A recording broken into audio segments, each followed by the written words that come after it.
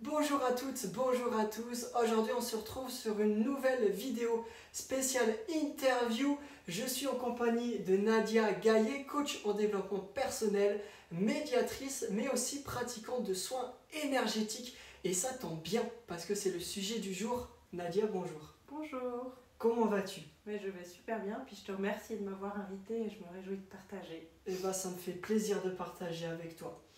Alors Nadia, la première question, ça fait combien de temps que tu pratiques les soins énergétiques? Alors, disons, le monde de l'énergétique, ça fait à peu près une vingtaine d'années et c'est grâce en fait aux arts martiaux que j'ai pris conscience qu'on n'était pas que ce corps physique, mais qu'on avait quelque chose qui est au niveau de relationnel, qui est de l'énergie. D'accord. Et puis, je me suis rendu compte que, en fait, ce côté énergie, en fait, il est tout le temps en interaction avec nous. Oui. Et puis là, petit à petit, je me suis intéressée à l'énergie, à voir qu'on n'était pas qu'un être physique. Et puis, je me suis formée à plusieurs approches. J'ai commencé par le Reiki quand j'étais en Inde. Et puis, ça fait 7 ans à peu près que j'ai embrassé cette voie-là de donner des soins énergétiques comme un outil de guérison. Et alors, finalement, tu me parles d'arts martiaux. En quoi ces arts martiaux? Quel art martial d'abord? Et comment ça a pu t'aider à voir plus clair dans l'énergie? Alors, l'art martial, c'est l'aïkido. L'aïkido, c'est un art martial qui est basé sur, en fait, on utilise l'énergie de l'autre, qui est sous une forme d'une attaque, pour ramener de l'harmonie à tout le monde. D'accord. Donc, on n'est pas en train de lui casser la gueule, mais on veut, il y a une volonté de ramener de l'harmonie dans ce qui est vécu. Et puis, ce que tu apprends, alors il y a les techniques où on te tient, on te saisit, mais tout à coup, tu te rends compte que quand quelqu'un commence à attaquer par exemple dans le dos, tu ne le vois pas, mais tu le sens. D'accord. Et ces ressentis, c'est vraiment important du coup pour cette pratique de soins énergétiques? Alors, comme je pars du principe, c'est que tout le monde peut être un praticien en soins énergétiques. D'accord. Tout le monde a la capacité innée de ressentir. C'est une de nos portes en lien avec l'expérience humaine. Après, ce qui est compliqué, c'est qu'est-ce qu'on fait de ce ressenti-là? Et puis, c'est de savoir aussi la différence entre est-ce que ça m'appartient à moi ou est-ce que c'est à l'autre quand je fais des soins. Et donc, après, il faut donner une forme ou canaliser ce ressenti pour voir ce qu'on peut en faire. Mais on peut tous percevoir de l'énergie. L'exemple le plus type, c'est que tu frottes tes mains et ensuite on sent des et puis vibrations. tu ressens des vibrations. Oui. Ça, c'est de l'énergie. D'accord. Et puis, si tu regardes sur nous, puis après, c'est l'exercice que tu vas faire, c'est que, ok, il y a cette enveloppe-là physique, là, on la sent tous, normalement. Puis après, on est là, ça, c'est une première couche. Mais là, il faut amener de la sensibilité à ce ressenti-là. Ça, c'est la première couche. Après, il y en a une deuxième, et puis il y en a encore plus. D'accord. Et en fait, c'est d'amener de la sensibilité à cette perception. Okay. Et puis après, on a des canaux différents. Vous avez bien vu, la mienne, elle est plutôt dans ce ressenti comme ça. Oui. Mais certains vont l'avoir, d'autres vont plutôt avoir des sensations à l'intérieur du corps. Certains, c'est au travers de sons particuliers. Et en fait, il faut trouver et déterminer c'est quoi notre porte d'entrée pour accéder à ce canal d'énergie. D'accord. Et finalement, alors, c'est quoi? On parle d'énergie, mais c'est quoi cette énergie? Elle vient d'où? Et comment tu peux la transmettre à quelqu'un d'autre? Alors, nous, dans ma vision, qui ne va peut-être pas être partagée par tout le monde, c'est que tout est énergie. D'accord. Disons, même Einstein l'a dit, disons, je ne suis pas la première à le dire. Et c'est de dire qu'à un moment donné, notre corps physique, il émet des vibrations et il en reçoit puisqu'il est en interaction. Donc après, c'est simplement de mettre de l'intention, de dire, ok, moi déjà rien que dans cet être-là, j'émets de l'énergie. Puis après, on peut utiliser cette énergie-là pour lui donner une direction, puis lui donner une direction qui sera celle de la guérison, qui sera celle de la légèreté. Et puis après, il y a des techniques, il y a des vraies techniques de comment tu fais une libération, de là où tu vas te connecter. Puis ça, c'est l'apprentissage de la technique. Mais sur le fond, On est tous capables de le faire. C'est un peu comme si tu étais un émetteur finalement et que tu laisses passer l'énergie à travers toi pour la rediffuser à quelqu'un d'autre. Moi, je suis pas sûre que je sois un émetteur. Je serais plutôt le récepteur. En fait, quand je fais un soin, alors je me connecte à notre part divine. Après, on l'appelle Dieu, on l'appelle le cosmos, l'univers. Cette partie de notre être spirituel. D'accord. Je me connecte à celle-là qui est en lien et qui sait tout finalement. Enfin, je veux dire, dans cette capacité. Je me reconnecte à l'autre au même niveau. Et après, je suis un canal de ça pour amener l'énergie là où c'est nécessaire. Et moi, je vais être appelée à certains endroits, mais quelqu'un d'autre sera peut-être appelé ailleurs. D'accord. Parce que la manière dont moi, je me suis construite, elle a une vibration particulière. Et les clients que tu vas attirer, c'est des clients qui vont venir avec tes propres vibrations en fait. C'est un peu ça, hein?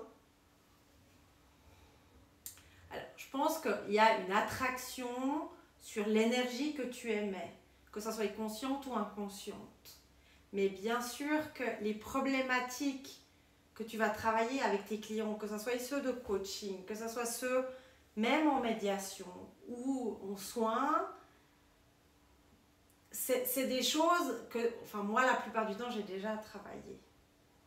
Et où je peux amener, est-ce que c'est un témoignage de ce qui est ou de révéler les choses. Puis après, moi dans mes croyances ou dans la manière dont j'intègre ces soins, c'est qu'il n'y a pas que moi, il y a des guides, il y a d'autres êtres. Et puis, en fait, je demande l'aide, le soutien. Puis eux, en fait, me guident. En fait, je suis leur main. De ces choses qui n'existent pas ou qui sont pas... Enfin, elles existent, mais qui ne sont pas manifestées comme ça. Tout à coup, je peux tirer une carte. J'utilise les cartes d'oracle. Je ne sais pas, par exemple, un être, je ne sais pas, ça pourrait être un elfe, par exemple. Et je vais me mettre à sa fréquence par ma technique, et puis après je me laisse guider par là où elle va amener des choses. Et moi ça passe beaucoup, alors oui, quand les gens sont en présence à toucher physiquement ou à distance, et j'ai beaucoup d'images, en fait j'ai plein d'histoires dans ma tête. D'accord. Et puis quand je suis en soin à distance, en fait je vais avoir plein de ressentis, puis je me laisse porter par ce qui se passe. Et puis, ce qui est hallucinant, c'est que les gens, je leur fais des retours, puis ils disent, mais c'est exactement ça. Mais d'où je viens? Non, je pense que j'ouvre mon canal de perception et je reçois ce que la personne me laisse obtenir parce qu'elle est prête à transformer, à transmuter, à faire évoluer dans sa vie ou des blocages. Et avec certains, tu peux aller hyper profondément, puis il y en a d'autres qui ont des mécanismes de défense. Et ça, on doit l'accepter. D'accord. Et pour revenir à ce que tu disais tout à l'heure, que tout le monde avait cette énergie à l'intérieur de nous finalement, pour concrétiser et devenir peut-être, pour faire des soins énergétiques à des personnes, est-ce qu'il y a besoin de faire des formations après pour apprendre ça? Alors moi je pense qu'il y a besoin de formation. Pourquoi? Parce que la première chose, c'est qu'on doit développer une éthique du professionnel. L'éthique comme celui du coach ou du médiateur qui en fait doit rester droit et aligné, et comme moi je dis, un être entre le ciel et la terre. Et puis les gens qui font appel à nous, ils sont vulnérables et fragiles. D'accord. Et puis il y a un vrai risque en fait qui se penche sur toi pour que tu prennes leur fardeau, que tu leur donnes les solutions à leurs problèmes. Et oui, j'ouvre des portes, oui, je nettoie, je purifie des choses. Mais après, s'il n'y a pas des changements dans la matière, même minimes soit-il, le déséquilibre, il va revenir. Bien sûr. Et puis après, je pense, ça c'est le premier niveau, c'est vis-à-vis du patient, ou de la personne qui reçoit le soin. Puis après, l'autre gros travail qu'il y a à faire, et c'est un travail de ce que moi j'appelle de décentrage, c'est que je reçois plein d'informations. Ok, je fais ça, je reçois. Ça m'appartient, c'est à moi, c'est à toi, c'est entre nous deux. Qu'est-ce que j'en fais? Qu'est-ce que je dis? Comment je retransmets? Comment je le recalibre? Comment ça ne m'épuise pas non plus? Bien sûr. Et ça, ça demande un apprentissage suivant les profs que tu suis, parce qu'après, ils ont les profs ont des théories différentes. Hein. Certains te disent que l'énergie, elle est mauvaise. Bien sûr. Ben, moi, je pense pas. Moi, je pense que l'énergie, elle est neutre. Soit elle circule, puis c'est génial, soit elle est bloquée. C'est quand elle est bloquée qu'elle te crée un déséquilibre dans ton corps. Mais elle n'est pas mauvaise en soi. Mais tu en as toute une série qui te parleront de magie noire, de choses comme ça. Et en fait, c'est trouver ta voie dans celle qui t'appartient. Et ça, c'est qu'au travers de l'expérimentation. Et je veux dire, ben moi, c'est après X années de pratique où je te fais un cling, hop, puis c'est clair. Au début, j'étais à tâtonnement, j'étais pas sûre. Et puis la perception, ben, elle se développe au niveau de la pratique. En parlant de cette pratique, tu as fait du Reiki. Oui. Tu as fait d'autres méthodes aussi. Oui, j'en ai fait beaucoup. Donc, j'ai fait du Reiki que j'ai trouvé très intéressant parce que ça a été le premier lien avec les soins énergétiques. Et je pense que ça aide énormément. Mais la chose, c'est que tu vas aller chercher l'énergie du Reiki, que moi, je visualise, je sais pas, qui est un peu à l'extérieur de moi pour la recanaliser. Et puis après, les soins que j'ai pu faire, donc j'ai fait des soins chamaniques, donc plutôt avec les animaux, de totems, etc. Puis utiliser finalement leur énergie de purification. Et puis, après, moi, la chose, c'est que je prends les choses, puis après, je les fais à ma manière, donc comme elles sont. Puis là, le dernier grand cours que j'ai fait, c'était sur les auras, avec Sophie Mégard. Et puis pour moi, ça a vraiment parlé, parce qu'avant, j'avais plutôt cette vision. Ok, il y a le corps physique, puis il y a les corps énergétiques. Et puis la vision de Sophie Mégard, c'est de dire que le corps physique, c'est aussi un corps énergétique, simplement il est plus dense. Et que la vision des maladies, comme elle l'a, c'est qu'en fait, quand c'est incarné dans le corps physique, c'est simplement un déséquilibre plus grand. Oui, bien sûr. Et là, en fait, grâce à cette lecture-là, moi, avant, je disais, non, je ne veux pas le faire, le physique. Donc, si quelqu'un a mal, oui, mais ça ne va pas vraiment marcher. Tandis que là, moi, maintenant, j'arrive à allier et j'arrive à vraiment mettre du sens sur ce que les gens vivent au niveau de leur maladie ou de leur pathologie ou des choses comme ça. Puis des clés de compréhension. Mais après, on est aussi dans un partage. Bien sûr. Et alors, concrètement, tu me parles de partage, que tu arrives à donner des soins à des personnes parce que tu as compris comment les donner. Mais alors, finalement, sur quoi tu peux agir concrètement avec ces soins énergétiques? Alors, je pense que la première chose, on va peut-être faire la différence entre les soins quand la personne est présente et les soins à distance. Quand les personnes sont présentes, tu vas faire un concours de présence et de disponibilité où tu es à 100% là dans une écoute. Alors, ce n'est pas que le travail des énergéticiens, c'est aussi dans le coaching et dans la médiation. Mais le fait de pouvoir toucher la personne et puis sentir là où c'est déséquilibré, et plus je m'ancre, plus j'offre un espace pour rééquilibrer la personne, avec ce toucher et ce côté enveloppant, dont les gens, en fait, il y a un fort sentiment chez la plupart de manquer de ça. D'accord. Donc tu enveloppes la personne au travers de cette présence, et puis tu vas glaner des infos.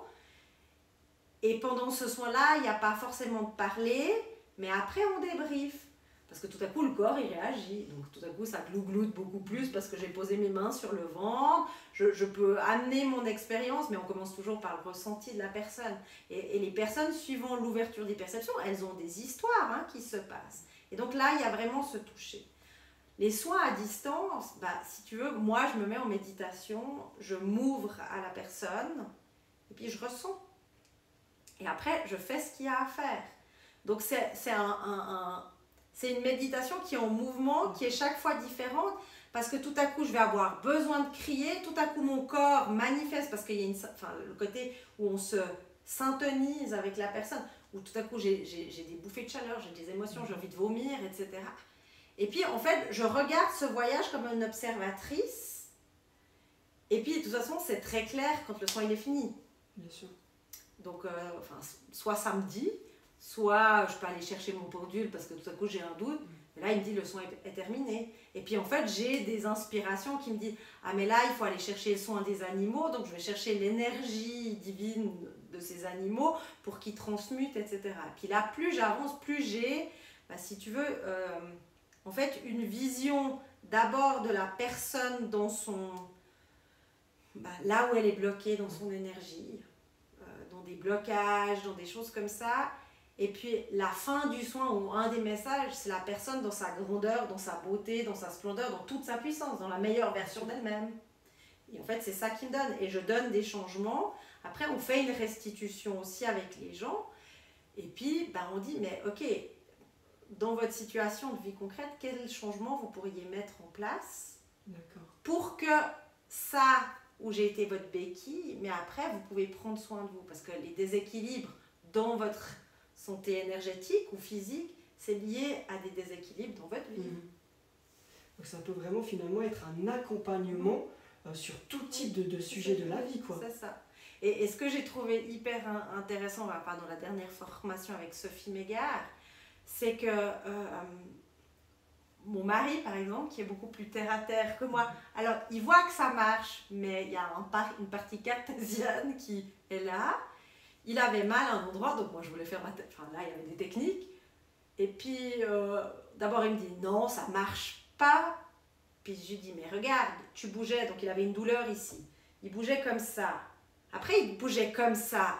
Bah oui, ça te fait toujours mal, mais le passage de ça à ça, et il a pu que dire que ça faisait du bien. Puis quand moi je lui relaye les témoignages de gens, ils ont trouvé ça génial. Puis il fait, mais t'as fait ça, mais j'en sais rien comment j'ai fait. Je suis juste le réceptacle de tout ça.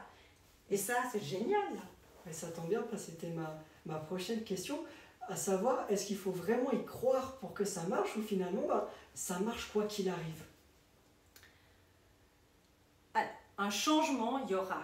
Puisque l'intention... Alors déjà, la première chose, c'est qu'on demande quand même l'autorisation à l'être de la personne si elle est prête à l'accepter. Si elle dit oui, si elle dit non, tu fais pas. Et ça, c'est aussi, pour moi, en tout cas, une valeur éthique. On ne peut pas soigner des gens qui ne veulent pas. Et est-ce que cette demande, c'est conscient, ou tu vas demander à l'âme, tu vas demander à une partie qui est inconsciente, qui est plus profond? Alors, j'ai envie de te dire qu'avec les gens, quand ils m'appellent, et puis qu'on parle d'une capacité de discernement, donc des adultes, bien sûr que j'y vais. Je veux dire, ils m'ont donné leur consentement. Par contre, il y a des mamans, parfois, qui peuvent me demander à leur enfant. Un dernier qui s'était coupé là, qui s'était coupé, ils n'ont pas pu suturer, ça aurait dû saigner pendant 48 heures. D'accord. Moi, j'ai fait le soin en sachant que ça allait saigner comme ça. 12 heures après, il n'y avait plus de saignement. Et je l'ai vu tout dernièrement dans la chose, où on a travaillé d'autres choses au niveau émotionnel, parce que vu qu'on a plusieurs corps, etc. Et en fait, ça cicatrise et les médecins sont tombés sur le cul. D'accord. Alors lui, il a pu me donner son consentement, mais des bébés ou des petits, oui, alors là, les parents vont me donner oui, mais je vais toujours demander à l'âme, oui ou non. La plupart du temps, on te dit oui. Bien sûr. Mais si on devait avoir un non concret, je ne le ferais pas. Et ça, tu vas le ressentir, ce non? Oui. Je pose clairement la question en disant, voilà, j'ai un soin, prenons un exemple. Là, je n'ai pas demandé à ma fille, Awen, d'accord, qui est à l'école, est-ce que Awen, elle peut avoir un soin? Là, c'est non. Donc, je ne fais pas. Et je veux dire, là, il faut être très clair. C'est non, c'est non. Même si je suis là pour aider, même si je sais que mon énergie elle est bonne, non, elle n'est pas prête à le recevoir. Donc, il y a ce premier élément-là. Puis après, j'ai oublié ta question. Sur la suite, tu vois. Il n'y a pas de souci. On divague. Oui, non, mais on divague, mais tu vois, voilà. Oui. Super.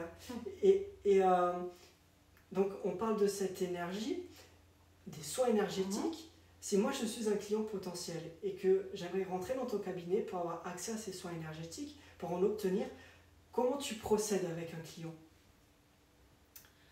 La plupart du temps, ça commence pas par le fait que les gens viennent. C'est qu'ils vont m'appeler, puis on va discuter, Pour moi, la force d'avoir plusieurs techniques, que ce soit le coaching, la médiation, que ce soit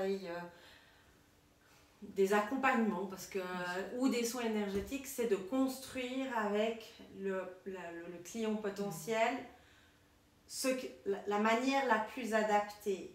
Moi, ça peut aussi être par du yoga, de la thérapie corporelle, etc. Et puis, c'est de voir qu'est-ce qui lui convient le mieux. Et moi, j'ai toute une série de clientes. Alors, c'est plus un appel au secours. Dès qu'elle m'appelle, oui, je vous ferai. Alors, des fois, c'est le soir, et là, je vous ferai ça demain, etc. Mais je le fais au moment X. Donc, c'est une demande, et puis c'est qu'est-ce qui est le plus juste et le plus adapté au moment X, Y, Z. Et puis, certains vont me dire, j'ai hyper mal au genou, il faut aller voir. Donc, je vais aller travailler sur le genou, de manière, voilà. J'ai quelqu'un où c'est moi-même, donc je vais travailler sur le genou pour me donner de l'énergie. Puis d'autres gens, c'est un mal-être plus émotionnel, on prend la personne dans sa globalité. Mais l'avantage, c'est que je peux passer d'une couche à l'autre. Donc, je vais passer de la couche, on va dire, du corps physique à un corps, qu'on dit qui est celui énergétique, la première couche qui donne l'énergie ou le carburant de notre corps physique. Puis souvent, il est assez déséquilibré dans notre vie par le stress qu'on vit, etc. Après, il y a le corps émotionnel ou astral, où il y a toutes nos mémoires. Puis après, il y a les corps de mission de vie et des choses comme ça. Puis tu touches à plusieurs endroits et puis ça rééquilibre. Et puis les gens, c'était ça ta question. C'était, est-ce que ça fait effet pour tous les gens? Oui, ça a un impact. Parce qu'au moment où je pense à quelqu'un, qu'il le sache ou pas, qu'il y a de l'énergie d'amour, parce que moi, ça part de là, ça va avoir un impact. Après, est-ce qu'elle en sera consciente? C'est très drôle parce qu'il y a des moments où tu écris à quelqu'un, puis c'est au même moment qu'il t'écrit un SMS. On est connecté. Il y a une connexion, voilà, la synchronicité. D'autres te diront, il faut que je vois, donc il faut que je te touche pour te dire. Puis quand tu leur fais leur retour en disant waouh, oui. Puis d'autres, ils t'appellent en faisant des trucs à distance. Ils y croient pas trop, mais bon, ils t'appellent un peu comme dernière chance quand même. Oui. Et puis tout à coup, ils te disent waouh, j'avais jamais dit ça. Ça ouvre des portes. Donc, un impact, que la personne y croit ou pas, oui. Après, est-ce qu'elle va en être consciente? Ça lui appartient. D'accord. Puis qu'est-ce qu'elle va en faire? Ça lui appartient aussi. Et à un moment donné, certains déséquilibres, s'il n'y a pas un changement dans leur quotidien, il va se remanifester dans un mois. Donc oui, il y a des personnes qui veulent ça. Donc en gros, on est l'appel au secours, puis on fait. Puis je rééquilibre, puis ça donne de l'énergie, puis c'est chouette. Alors moi, c'est pas ça qui m'intéresse. Moi, j'aime les gens de changement. Et puis les rendre autonomes. Parce qu'après, prendre soin de soi, c'est facile. Oui, bien sûr. Mais il faut se donner du temps. Il faut se donner la priorité, ce qui n'est pas toujours facile dans nos vies, etc. Et puis, oui, dans certaines situations, il y a besoin de quelqu'un parce qu'il va éclairer la chose différemment. D'accord. Et toi, en tant que qui pratique les soins énergétiques, est-ce qu'il y a des dangers pour la personne d'avoir ces soins énergétiques? Ça peut faire mal ou pas du tout? Alors, ça fait pas mal en soi. Mais quand il y a un effet de... on va travailler... La personne, quand elle vient chez nous, ou toute personne, on est fait de désalignement. Alors, on fonctionne, ça ne veut pas dire quoi. À un moment donné, quand on va réaligner, et pour moi, c'est quand même un réalignement à notre âme ou à notre aspect divin, on va marquer à certains moments que le désalignement dont on avait l'habitude, parce qu'on tient, par exemple, on ne sent plus la tension ici. Quand on la relâche, tout à coup, on va avoir mal peut-être ici. Donc oui, ça va créer un impact sur le corps, ça peut, c'est pas toujours, sur le corps où les gens vont lâcher, ils vont pleurer, ils vont... quand j'ai des gens, par exemple, des calculs rénaux, où ça lâche, oui, le processus n'est pas forcément... Il est inconfortable. Mais c'est d'aller avec. Et puis ça, tu l'annonces en disant, ça risque d'être compliqué. D'accord. Des enfants, la nuit d'après, ils peuvent mal dormir, et faire des mauvais rêves, etc. Mais c'est toujours dans un laps de temps de 48 à 72 heures maximum. Mais non, il n'y a pas... quand ça part d'un élan d'amour, etc., c'est pas... Mais le rééquilibrage va créer des perturbations parce que ça demande au corps de se rééquilibrer. D'accord.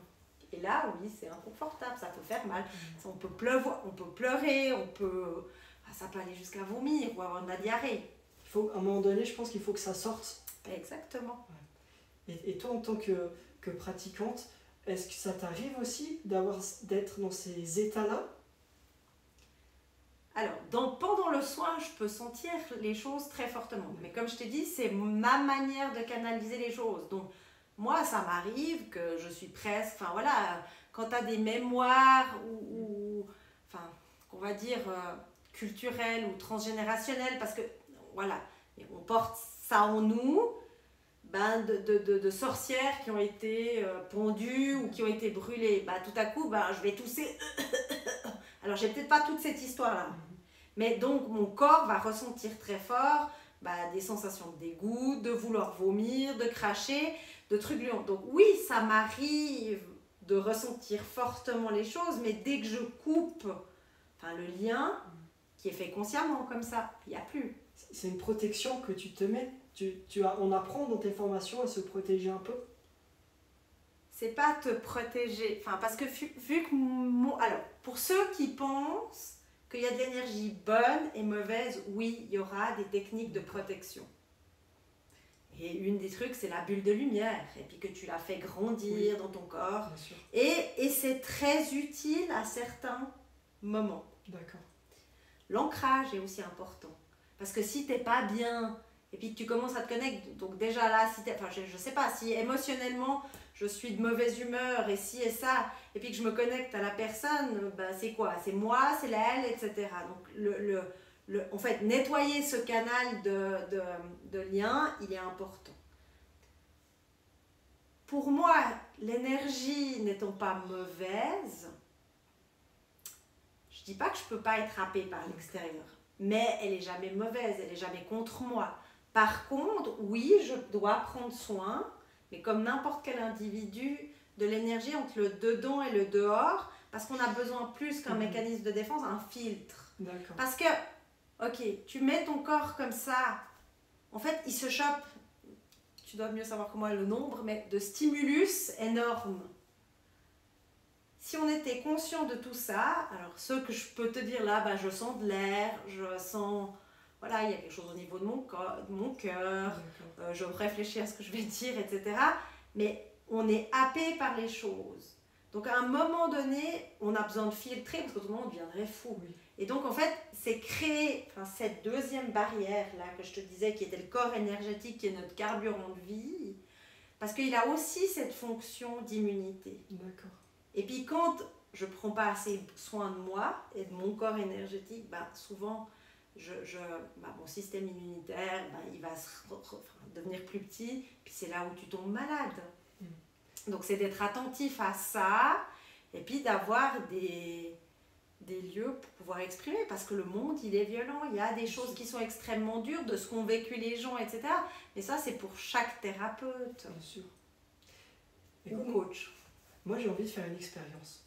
En 2 minutes, si je te donne ma main, est-ce que tu arriveras à me faire ressentir un peu la puissance de cette énergie? Oui, alors je préfère, plutôt que de venir sur tes mains, je veux bien venir, si tu te décales un peu, on va faire ça. C'est de me mettre sur les mains. Je suis curieux de voir ce que je peux ressentir. Je ferme les yeux. Comme toi, tu arrives à créer une bulle à l'intérieur de toi, de ton ressenti. Allez, je vais faire ça.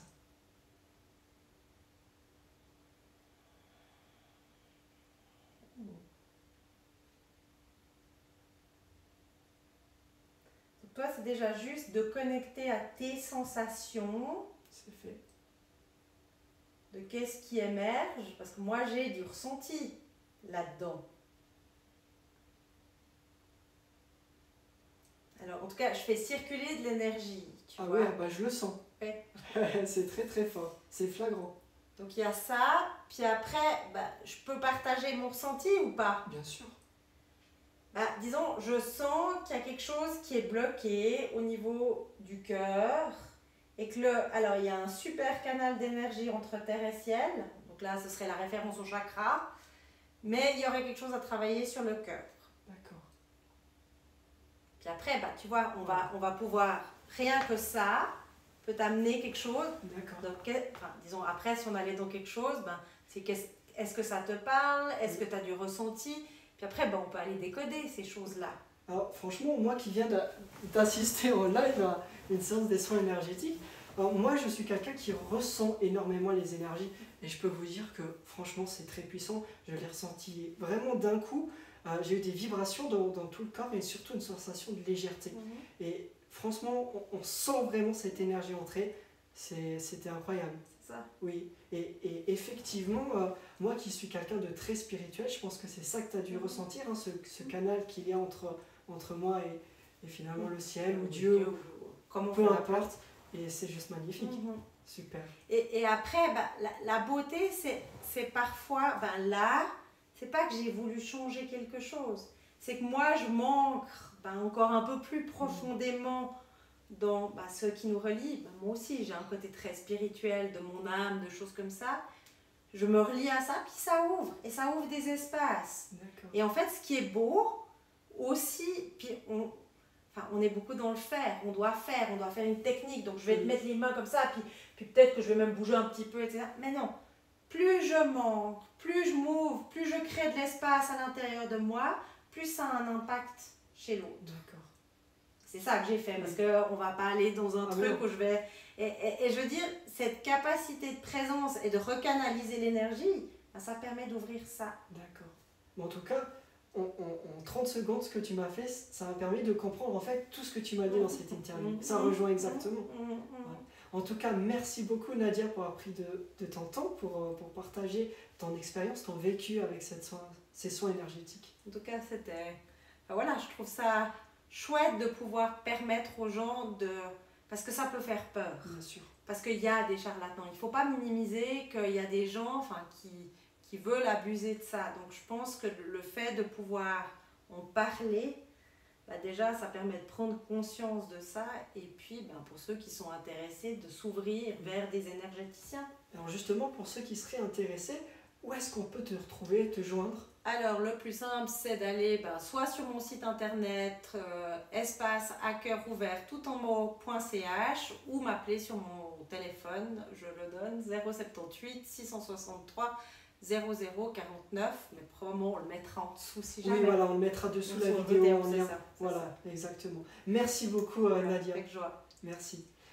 Quant à nous, chères auditrices, chers auditeurs, nous nous retrouverons dans de prochaines vidéos où je continue d'aller voir des personnes qui travaillent dans des médecines alternatives de la santé qui peuvent encore avoir un certain tabou en 2023. D'ici là, je vous souhaite le meilleur et une bonne journée. Bye bye.